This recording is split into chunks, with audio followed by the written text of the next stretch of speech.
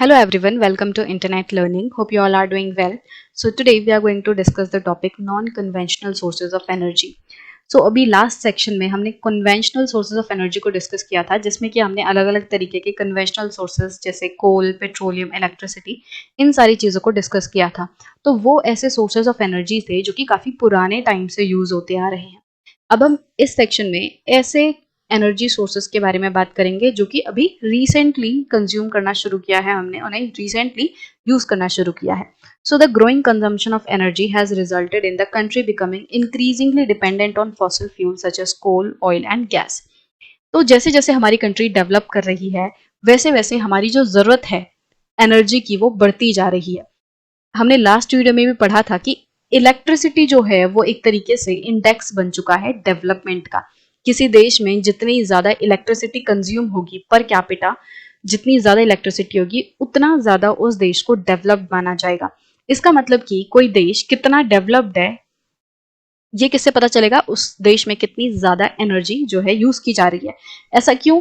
क्योंकि जैसे जैसे हम डेवलप करते हैं, हमारे देश में अलग अलग तरीके की इंडस्ट्रीज जो हैं सेटअप होती हैं, अलग अलग तरीके के बिजनेसेस खुलते हैं, हम मॉडर्नाइज होते हैं, न्यू टेक्नोलॉजी आती है, नए नए तरीके के जैसे इक्विपमेंट्स वगैरह जो है हम यूज करते हैं। इन सारी चीजों में क्या होता है? बिजली का यूज होता है, फ्यूल का यूज होता है। जैसे पहले क्या होता था? पहले कपड़ों से कपड़े जो हैं वो हाथों से धुले जाते थे। अब क्या है? अब वॉशिंग मशीन आ गई है। वॉशिंग मशीन में क्या लगता है? इलेक्ट्रिसिटी लगती है। इलेक्ट्रिसिटी से वॉशिंग मशीन चलेगी। इसी तरीके से मान लो पहले क्या होता था कि जो चटनी वगैरह है वो हाथ से बनाई जाती थी, सिलबट्टे पे बनाई जाती थी। और अब क्या हो रहा है? अब मिक्सी का यूज होने लगा है। अब मिक्सर ग्राइंडर आ चुके हैं, उसमें क्या है? इलेक्ट्रिसिटी यूज हो गई। तो जैसे जैसे हम डेवलप कर रहे हैं ना, वैसे वैसे हमारी जो डिपेंडेंसी है एनर्जी के ऊपर, फ्यूल के ऊपर, वो बढ़ती जा रही है। इसी तरीके से मान लो पहले क्या होता था? साइकिल और बैलगाड़ी, ये सारी चीजें चलती थी। अब हम किस चीज से ट्रैवल करते हैं? अब हम मोटर व्हीकल से ट्रैवल करते हैं, जिनमें इंजन होता है और उनमें क्या होता है? फ्यूल का इस्तेमाल होता है। तो क्या हो रहा है? एनर्जी की कंजम्पशन बढ़ती जा रही है। अब हम पुराने टाइम से किस तरीके के एनर्जीज को यूज कर रहे थे? एनर्जी सोर्सेज को, कोल, ऑयल, गैस, इन सारी चीजों को हम पुराने टाइम से यूज करते आ रहे हैं। अब जैसे जैसे हमारी एनर्जी की डिमांड बढ़ रही है, वैसे वैसे इन सोर्सेज के ऊपर प्रेशर पड़ रहा है। कौन कौन से सोर्सेज हैं? ये हैं फॉसिल फ्यूल्स। और फॉसिल फ्यूल्स क्या होते हैं? ये बहुत ज्यादा लिमिटेड है। हम पहले भी इस चीज को डिस्कस कर चुके हैं कि ये ऐसे सोर्सेज हैं जो कि काफी ज्यादा लिमिटेड है। अगर ये एक बार खत्म हुए, अगर कोल, ऑयल, गैस, ये सारी चीजें अगर एक बार खत्म हुई तो ये वापस से नहीं बन पाएंगी, क्योंकि ये non renewable sources of energy हैं। इनको बनने में करोड़ों साल लग जाते हैं, तो ये इतनी जल्दी वापस से नहीं बन सकते। तो अगर एक बार कोल, ऑयल और ये सारी चीजें खत्म हुई तो फिर हम एनर्जी कहाँ से निकालेंगे? तब हमारे देश को एनर्जी कहाँ से मिलेगी? तो rising prices of oil and gas and their potential shortages have raised uncertainties about the security of energy supply in future. तो अब क्या हो रहा है कि ये सारी जो चीजें हैं, कोल, ऑयल, गैस, इनकी जो रिजर्व्स हैं ये बहुत ज्यादा कम है, बहुत ज्यादा शॉर्ट है, और हमारी डिमांड जो है बढ़ती जा रही है। तो हो क्या रहा है? सप्लाई हमारे पास कम है, डिमांड हमारी ज्यादा है। इसकी वजह से क्या हो रहा है? प्राइस भी बढ़ रहा है। ठीक है, हमारे पास क्या है? चीज कम है। जैसे अगर आप देखोगे किसी दुकान पे, मान लो सिर्फ 4 सेब बचे हुए हैं, ठीक है। अब नॉर्मली एक सेब कितने का मिलता है? मान लो 20 रुपए का एक सेब नॉर्मली मिलता है। अब इस दुकान पे कितने बचे हैं? सिर्फ 4 सेब बचे हैं, और खरीदने वाले मान लो 100 लोग हैं। 100 लोग यहाँ पे कह रहे हैं कि भाई मुझे ये सेब चाहिए, मुझे ये सेब चाहिए। अब यहाँ पे दुकानदार क्या कहेगा कि भाई मैं, इतने सारे लोग मुझसे ये सेब मांग रहे हैं, सेब मेरे पास सिर्फ 4 हैं, तो मैं किसको दूं?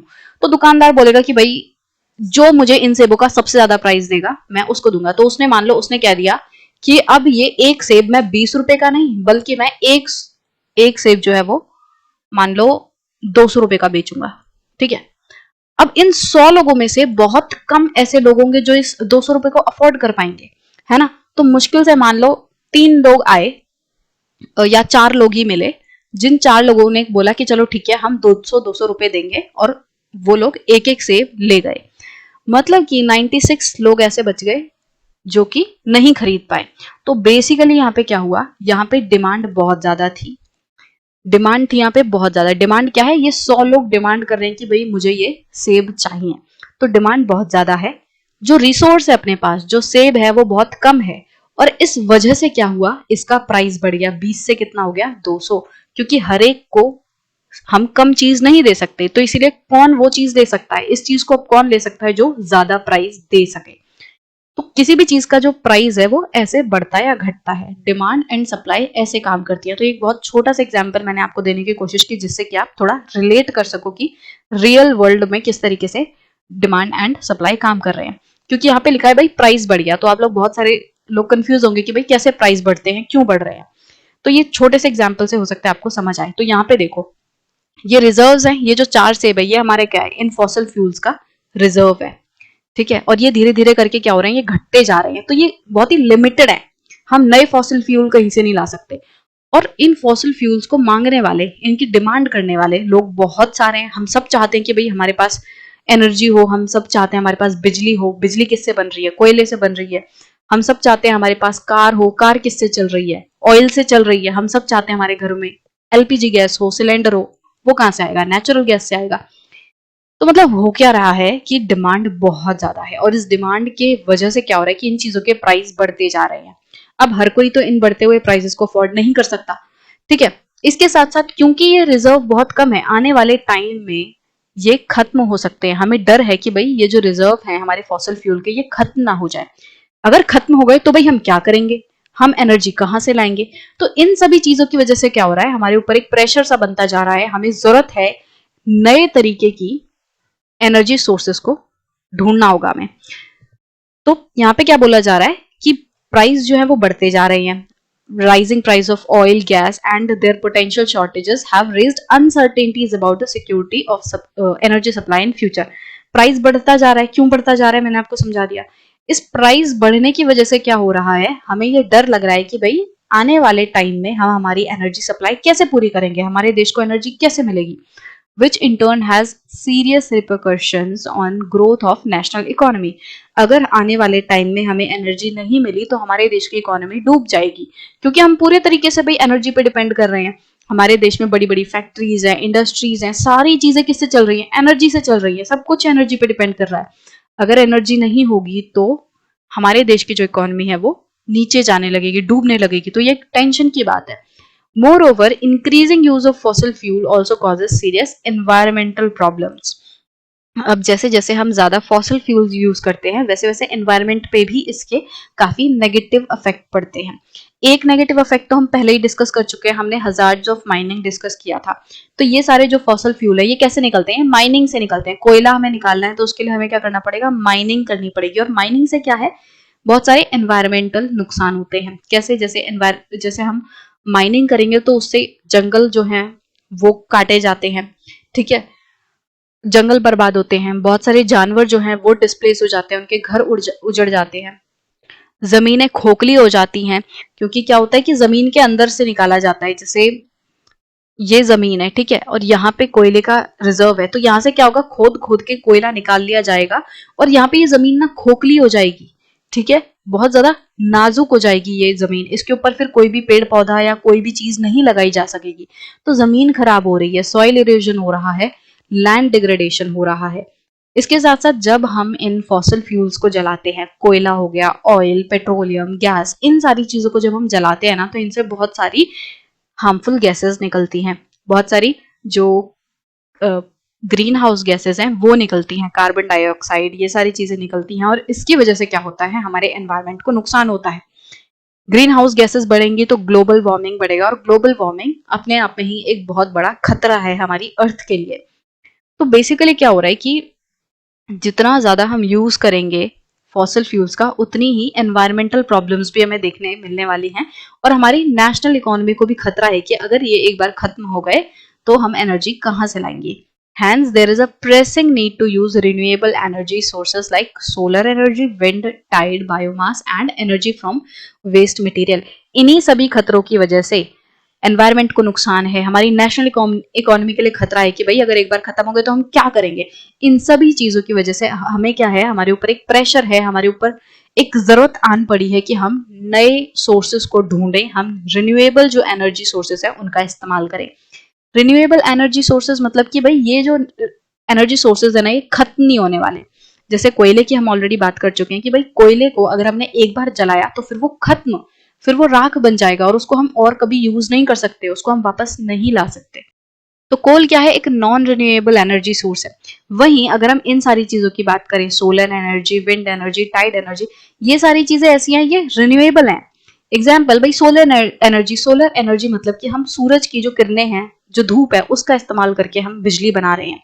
आपने देखा होगा ना, सोलर पैनल्स जो है वो जगह जगह पे लगे हुए हैं, उन पे धूप पड़ती है, इन सोलर पैनल्स पे धूप पड़ती है, सूरज की किरणें पड़ती हैं और इससे बिजली बनती है। तो इससे हम क्या कर रहे हैं, हम बस सूरज की किरणों का इस्तेमाल कर रहे हैं, जो कि एनीवेज धरती पे पड़नी है। हम कोई चीज को खराब तो नहीं कर रहे, है ना, हम कोई चीज बर्बाद तो नहीं कर रहे, इससे कोई नुकसान नहीं हो रहा है एनवायरमेंट को। खैर इससे भी थोड़ा बहुत नुकसान है, बट इनडायरेक्टली है। जैसे ये जो सोलर पैनल्स बनते हैं ना, ये अपने आप में एक वेस्ट है, क्योंकि जब ये सोलर पैनल खराब हो जाते हैं, एक्सपायर हो जाते हैं, तो इनको डिस्पोज करना भी थोड़ा सा हमारे लिए एक चैलेंज है। बट ये चीज मैंने अभी आपको बस ऐसे ही बता दी। मोटे मोटे तौर पे आप ये ध्यान रखो कि हाँ भाई ये चीजें रिन्यूएबल एनर्जी सोर्सेज हैं, ठीक है, ये वैसे एनवायरमेंट को नुकसान नहीं पहुंचा रही और इसको हम अनलिमिटेड यूज कर सकते हैं। भाई धरती पे कोई गिनती करके तो सूरज की किरणें नहीं आ रही, ये तो आती रहेंगी, करोड़ों साल से आ रही हैं और आने वाले करोड़ों साल तक धूप आएगी ही। तो हमें इसका खत्म होने का डर नहीं है। तो ये क्या है, ये रिन्यूएबल सोलर एनर्जी है, ठीक है। ये जो अभी मैंने एक आपको सोलर पैनल का एक एग्जांपल बताया और इसका छोटा सा बोला कि हाँ ये थोड़ा बहुत नुकसान पहुंचाता है, इसको अभी आप बहुत ज्यादा सीरियसली मत लो, क्योंकि अभी आपको बस, क्योंकि कंफ्यूज हो जाओगे कि भाई हम इसको अच्छा भी कह रहे हैं, बुरा भी कह रहे हैं। बस आप वैसे ध्यान रखो कि हाँ थोड़े बहुत नुकसान इनके भी हैं, पर वैसे ये जो कन्वेंशनल सोर्सेज हैं, जो नॉन रिन्यूएबल सोर्सेज हैं, उनसे ये काफी बेहतर है, ठीक है। सोलर एनर्जी हो गया, इसी तरीके से विंड एनर्जी, विंड एनर्जी भी रिन्यूएबल है। भाई हवा चल रही है, उस हवा के बीच में हमने ऐसे विंड मिल लगा दी। विंड मिल से क्या, इसके ये पंखे जो है वो घूमेंगे, पंखे के घूमने से टरबाइन जो है वो घूमेगी और इससे क्या होगा, हमारे पास जो बिजली है वो बनेगी। तो हम बस, हवा तो चल ही रही है, उसका हम इस्तेमाल कर रहे हैं, है ना। हम हवा को यूज करते जाएंगे तो हवा खत्म तो नहीं हो जाएगी, हवा की स्पीड को ही तो हम यूज कर रहे हैं। इससे ऐसा तो है नहीं कि भाई एक बार हवा ली और फिर वो खत्म, है ना, ऐसा तो नहीं हो रहा। तो ये क्या है, ये रिन्यूएबल सोर्स है, हम जितनी मर्जी हवा है उसका सबका इस्तेमाल कर सकते हैं, कोई नुकसान नहीं होने वाला। तो ये भी एक रिन्यूएबल सोर्स है। इसी तरीके से टाइड, अब टाइडल एनर्जी को मैं पिछली वीडियोस में भी डिस्कस कर चुकी हूँ कि भाई टाइड क्या होता है। समुद्र का पानी का जो लेवल है वो 2 टाइम ऊपर जाता है, 2 टाइम नीचे आता है दिन में, है ना। मतलब जैसे ये समुद्र का पानी है, अब ये पानी जो है ऊपर भी जाएगा और नीचे भी आएगा, तो ऊपर नीचे होता है। तो इससे क्या होता है, समुद्र का लेवल जो है, पानी का लेवल ऊपर नीचे हो रहा है। अगर इस पानी के बीच में हमने क्या कर दिया, ऊपर नीचे हो रहा है, तब हमने क्या कर दिया, इस पर टरबाइन लगा दी। इससे क्या होगा, ये टरबाइन घूमेगी और बिजली बनेगी। अब हमारी धरती पे ये टाइड आएंगी ही, ये पानी का जो लेवल है वो ऊपर नीचे होगा ही। अब ये चीज मैं और ज्यादा डिस्कस जो है डिटेल में वो टाइडल एनर्जी वाले सेक्शन में करूंगी। इस ये जो सेक्शन है टाइडल एनर्जी का, इसमें हम एकदम डिटेल में डिस्कस करेंगे कि भाई टाइड क्या होती है और कैसे पानी ऊपर नीचे होता है और उसका हम इस्तेमाल कैसे करते हैं बिजली बनाने के लिए। तो ये चीज मैं उस सेक्शन में डिस्कस करूंगी। बट अभी आप इसको ऐसा ध्यान रखो कि भाई जो टाइड्स हैं वो तो आएंगी ही, वो तो पानी बस ऊपर नीचे हो रहा है, उसके बीच में हमने हमारी क्या कर दी, हमने हमारी टरबाइन लगा दी और उससे क्या हो रहा है, बिजली बन रही है। तो भाई ये तो बहुत अच्छी बात है, ये तो रिन्यूएबल एनर्जी है, ये टाइड्स तो कभी नहीं जाने वाली, तो इससे हमारे कोई एनवायरमेंट को नुकसान नहीं हो रहा, तो बहुत बढ़िया है। तो ये भी एक रिन्यूएबल सोर्स है, कन्वेंशनल सोर्स नहीं है ये। और ये क्या है, मतलब एक तरीके से non conventional source of energy है। ये अभी हाल ही में ये सारी चीजें बनी हैं, इस तरीके से बिजली बनाने के नए तरीके भी निकले हैं। इसके अलावा बायोमास है। बायोमास क्या है, एक तरीके से जो एनिमल वेस्ट होता है, जो वेस्ट मटेरियल है, जो किचन वेस्ट होता है, इन सारी चीजों का हम इस्तेमाल करके क्या करते हैं, मान लो एक पिट है, इसमें हम सारे कचरा वगैरह डाल देंगे। उससे क्या होगा, कचरा भी कैसा, बायोमास होना चाहिए, डिग्रेडेबल होना चाहिए, है ना। जैसे जानवरों का गोबर हो गया, किचन वेस्ट हो गई, सब्जी के जो छिलके वगैरह हैं, वो सारी चीजें हो गई, उनको एक पिट में डाला जाता है। और उससे क्या होता है कि ऊपर बहुत सारी, इससे जब ये डिग्रेड होती हैं, जब ये सड़ती हैं, गलती हैं, उससे क्या होता है कि बहुत सारी गैसेस निकलती हैं और उन गैसेस को हम यूज कर सकते हैं अपने घर में चूल्हा जलाने के लिए। इसको भी मैं डिस्कस करूंगी बहुत डिटेल में जब हम यहाँ पे ये बायोगैस वाला सेक्शन जो है डिस्कस करेंगे। तो ये भी क्या है भाई, हमारे देश में कचरा तो रहेगा ही, मतलब कि जो बायोमास है, जानवर रहेंगे, जानवरों का गोबर है, हम सब्जी खाएंगे तो सब्जी के जो छिलके वगैरह हैं, ये सारी चीजें रहने वाली हैं, तो इसका हम इस्तेमाल कर रहे हैं। और इससे क्या हो रहा है, हमें बड़ा फायदा हो रहा है कि जब ये चीज सारी सड़ जाएगी, गल जाएगी, यहाँ पे ये जो कचरा है जब ये सड़ जाएगा, गल जाएगा, तो इसके डिकम्पोज होने के बाद हम क्या करेंगे, हम हमारे खेतों में इसको डाल देंगे और ये बहुत अच्छे मेन्योर की तरह काम करेगा। तो बढ़िया हो गया ना, हमारे लिए फायदा हो गया, हमारा कचरा भी मैनेज हो गया, इससे क्या है, वेस्ट भी मैनेज है। जो जानवरों के गोबर इधर उधर पड़े रहते हैं, एनवायरमेंट को गंदा करते हैं, स्मेली लगता है, वो भी नहीं लगेगा। खेतों को भी क्या हो जाएगा, फायदा हो जाएगा, उनको मैन्योर मिल जाएगा। तो ये भी अच्छी चीज है ना। इसके अलावा एक और नॉन कन्वेंशनल एनर्जी सोर्स है जो कि ऊपर हमने देखा था, यहाँ पे ये एटॉमिक एनर्जी, ठीक है, या न्यूक्लियर एनर्जी जिसे हम कहते हैं। ये भी एक बहुत अच्छा non conventional source of energy है, जिससे कि हम बिजली बनाते हैं, एनर्जी यूज करते हैं। तो इसको भी हम डिस्कस करेंगे, इसके लिए भी एक अलग से सेक्शन है। तो नेक्स्ट वीडियो से हम बात करेंगे इस न्यूक्लियर और एटॉमिक एनर्जी की, ठीक है। So India is blessed with an abundance of sunlight. अब इंडिया जो है बहुत ही ज्यादा लकी है, फॉर्चुनेट है कि इंडिया में ये सारे जो सोर्सेज हैं, जैसे सोलर एनर्जी के लिए हमें क्या चाहिए, धूप चाहिए। अब इंडिया में बहुत अच्छी धूप आती है। इंडिया की जो लोकेशन है, ज्योग्राफिकल लोकेशन है, वो ट्रॉपिकल एंड सब ट्रॉपिकल वाला रीजन है, टेम्परेट रीजन है। जैसे आप देखोगे, जो मान लो ये क्या है, इक्वेटर है, ऊपर ट्रॉपिक ऑफ कैंसर है, तो इंडिया को ट्रॉपिक ऑफ कैंसर लगभग हाफ से काटता है। इसका मतलब कि इंडिया का नीचे वाला हिस्सा पूरा ट्रॉपिकल एरिया है और ऊपर वाला क्या है, सब ट्रॉपिकल एंड टेम्परेट रीजन है। तो मतलब ये एरिया ऐसा है जो कि मैक्सिमम सनलाइट रिसीव करता है। ट्रॉपिकल एरिया धरती पे सबसे ज्यादा सनलाइट रिसीव करता है, तो इंडिया में सनलाइट की कोई कमी नहीं है। वाटर, इंडिया में बहुत सारी नदियां हैं, इंडिया में बहुत ज्यादा अच्छी कोस्टल बाउंड्री है, हमारे पास हमारे बहुत सारे समुद्र के तट हैं। मतलब हमारा जो देश है वो समुद्र से घिरा हुआ है, तो यहाँ पे हम टाइडल एनर्जी का बहुत अच्छा इस्तेमाल कर सकते हैं। टाइड्स किस में आती हैं, समुद्र में आती हैं, तो टाइड्स का हम बहुत अच्छा इस्तेमाल करके एनर्जी बना सकते हैं। इसके अलावा इंडिया में वही विंड भी बहुत है, हवाएं बहुत अच्छी चलती है। बायोमास की भी बहुत अच्छी अवेलेबिलिटी है हमारे देश में। हमारे देश में जो लोग हैं वो जानवरों का पालन पोषण करते हैं, और वैसे भी हमारे देश में इन चीजों की कोई कमी नहीं है, तो इनको हम बहुत अच्छे से यूज कर सकते हैं। नए तरीके के ये जो रिन्यूएबल एनर्जी सोर्सेज हैं, उसकी तरह हम इनको यूज कर सकते हैं और बिजली बना सकते हैं, एनर्जी बना सकते हैं। एनर्जी में फ्यूल भी आते हैं, ठीक है, मतलब बिजली भी एक एनर्जी है, और जो फ्यूल है जिसे हम गाड़ी में यूज करते हैं, या गैस के लिए जो हम अपना चूल्हा जलाने के लिए जो हम यूज कर रहे हैं, वो भी एक सोर्स है, एनर्जी का सोर्स है, वो भी फ्यूल है।